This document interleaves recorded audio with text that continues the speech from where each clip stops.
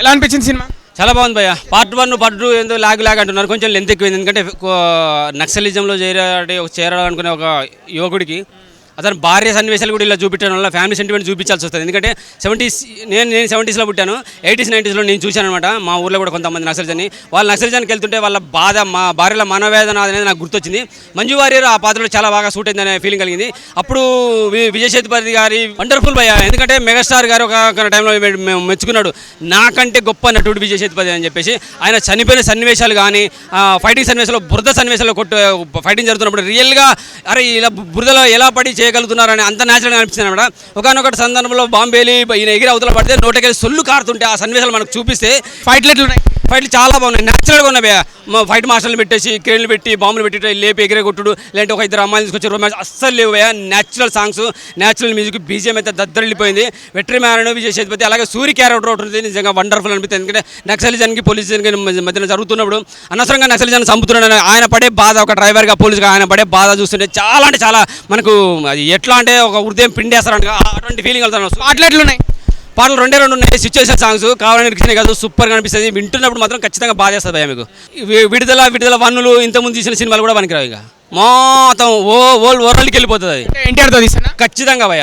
పొట్టోడు అంటే పొట్టోడు కాదు, పొట్టోడు అంటే ఏందో కొట్టు చూపిస్తాడు భయ. బుట్టోడు అంటారు కదా. వెట్రిమారన్ ఖచ్చితంగా ఎన్టీఆర్తో తీయాలనుకుంటున్నారా? ఖచ్చితంగా తీయాలి.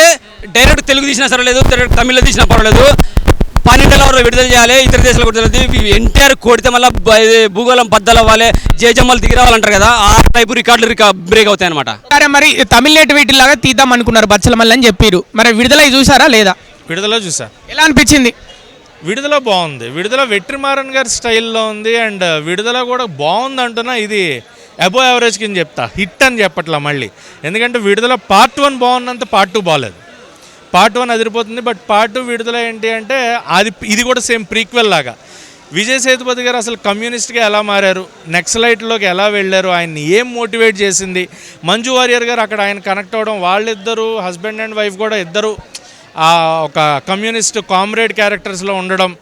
అండ్ లాస్ట్కి వచ్చేటప్పటికి ఆయన ఆ పోలీస్గా ఎవరైతే పట్టుకున్నారో సూరి క్యారెక్టర్, ఆ సూరి మారాడా సేతుపతి గారు మారారా అనేది మనకి విడుదల బాగుంది.